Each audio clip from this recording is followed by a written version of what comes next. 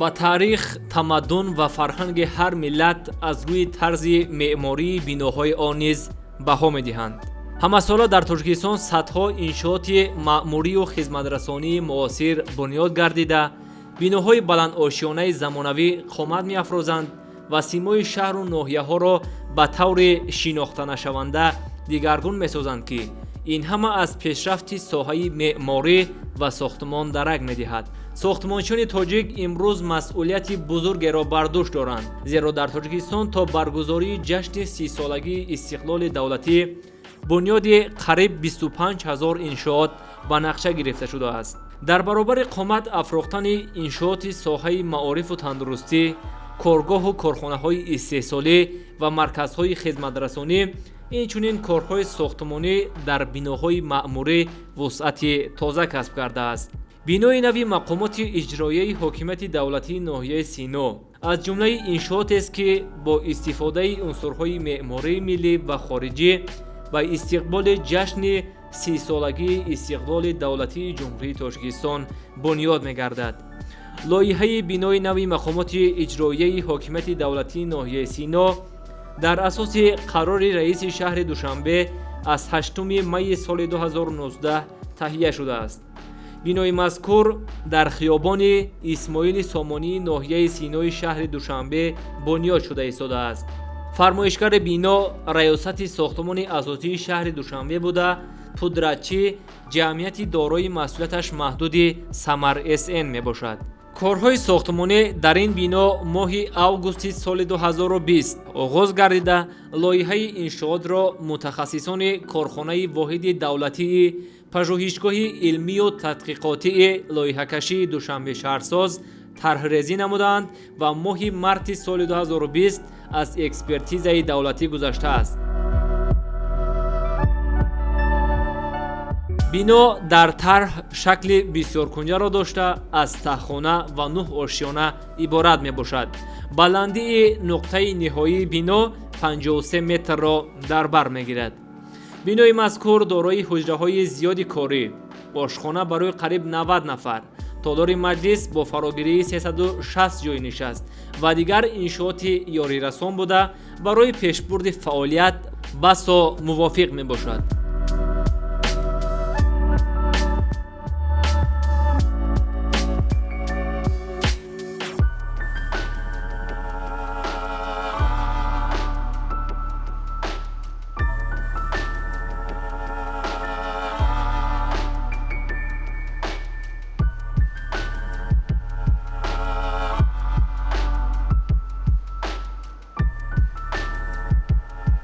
яке аз нуқтаҳое ки президенти мамлакат пайваста таъкид менамоянд, истифода аз санъати ғании меъмории ниёгон ва ҳусни миллӣ бахшидан ба сохтмони иншооти замонавист.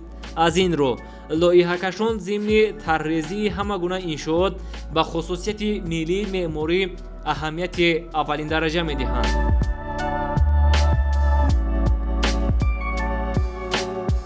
дар ин ҷо ҳам баъзе ишораҳои меъмории тоҷикии кӯҳан ҳам дида мешавад. мо ҳаминро ба таври замонавӣ пешниҳод кардагем.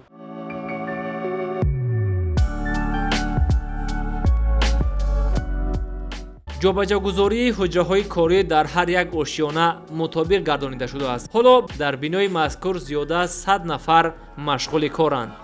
масъулин иброз медоранд, ки барои саривақт сохта ба истифода додани иншооти ҷашнӣ ҳамаҷониба қувваи кориро зиёд менамоянд.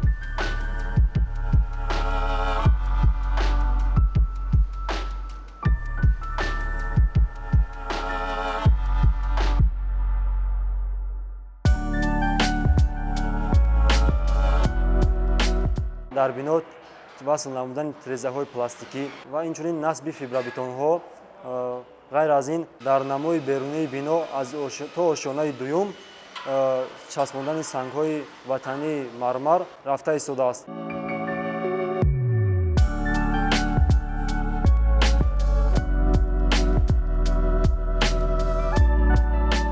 ҳоло корҳои васлу насби дару тирезаҳо марҳила ба марҳила анҷом дода мешавад, ки ин кор аллакай дар баъзе ошиёнаҳо пурра иҷро гардидааст.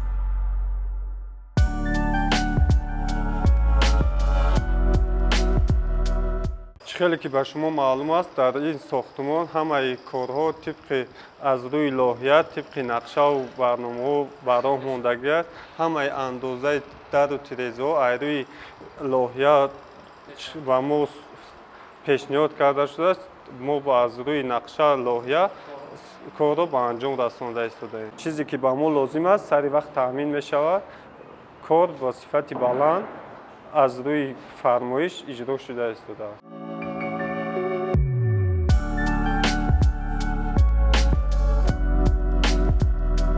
дар бино насби 2 лифт ба нақша гирифта шудааст ки иқтидори онҳо аз 630 то 1000 килограмм бо ғунҷоиши 13 нафар пешбинӣ шудааст. ҳамакнун дар баробари лифтҳои ҳозиразамону бароҳат барои шаҳрвандон, хусусан гурӯҳи осебпазири ҷомеа, маъюбон ки баъзеи онҳо бо аробачаҳои маъюбӣ ба мақомот меоянд, назди лифтҳо долони алоҳида барои таваққуф ё навбат истодан сохта шудааст. сухан ки дар хусуси кафолатҳои иҷтимоии маъюбон, хосатан дар бораи дастрасии бино ё иншооти истиқоматию маъмурӣ барои ин қишри ҷомеа рафт, метавон гуфт ки ҳамаи талабот дар бинои мазкур ба назар гирифта шудааст. махсусан аз ду тарафи даромадгоҳи бино пандусҳо ё гузаргоҳҳои махсус барои шахсони имконияташон маҳдуд сохта шудааст ки тибқи лоиҳа дар онҳо дастқапакҳо насб карда мешавад. бартарияти дигари бинои маъмурии мақомоти иҷроияи ҳокимияти давлатии ноҳияи Сино дар он аст ки ҳамаи сохторҳои ноҳиявӣ дар ин иншоот ҷойгир карда мешаванд.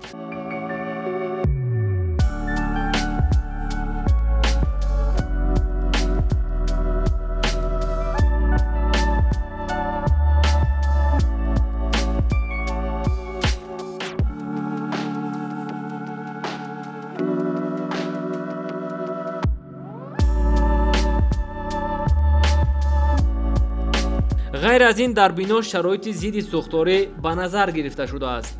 дар намои берунаи иншоот масолеҳи ба оташ тобовар истифода бурда шудааст ки он барои бехатарӣ аз сӯхтор кӯмак мекунад. дастгоҳу таҷҳизоти сӯхторнишонӣ низ насб карда шудааст. ба таъкиди масъулин, масолеҳое ки дар иншоот истифода бурда мешаванд тибқи лоиҳа аз ҷиҳати экологӣ тоза ва безарар мебошад. бино моддаҳои зараррасон хориҷ намекунад. обҳои партови бинои мазкур бо қубури мутамаркази корезӣ пайваст шуда, обҳои атмосферӣ тариқи ҷӯйборҳо аз атрофи бино ба берун ҷорӣ мегарданд. масоҳати умумии замини ҷудогардида 127 гектар мебошад. масоҳати зери иншоот 1817.5 метри мураббаъро ташкил медиҳад. барои воситаҳои нақлиёт дар назди бино таваққуфгоҳи рӯизаминӣ ҳам бунёд мешавад. дар умум дар бинои мазкур шароити хуби корӣ ва хизматрасонӣ фароҳам оварда мешавад. меъморон барои шабонгаҳ зебову мунаққаш вонамуд шудани бино ба он равшандиҳии махсусро тарҳбандӣ намудаанд.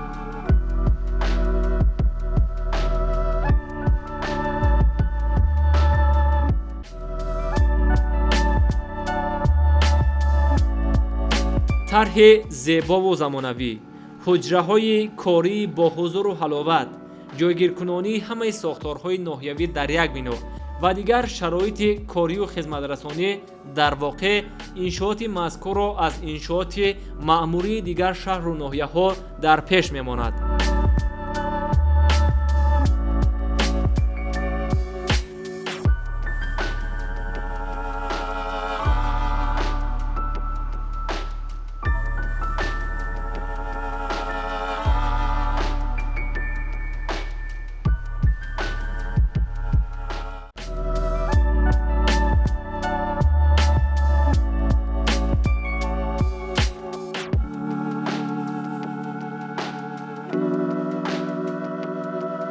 ҳар меъмор дар ҳар давру замон бо назардошти вазъи вақт ва гузаштаи таърихи миллати худ лоиҳа кашида бино бунёд мекунад ки он аз як аср ба асри дигар ба мерос гузашта аз таърихи давлатдории он давр шаҳодат диҳад. ҳамаи ин зебоиҳо самараи заҳмати зеҳнию ҷисмонии сохтмончиёни тоҷик мебошанд. онҳо барои боз ҳам ободу зебо гардонидани мамлакат, таъмин намудани шароити арзандаи зиндагии мардуми сарзамин ва муваффақ гардидан ба дастовардҳои беназири меъморию шаҳрсозӣ бо нияти пок, дили гарм, бозуи қавӣ ва умед ба фардои дурахшони сарзаминамон Тоҷикистон содиқона меҳнат мекунанд.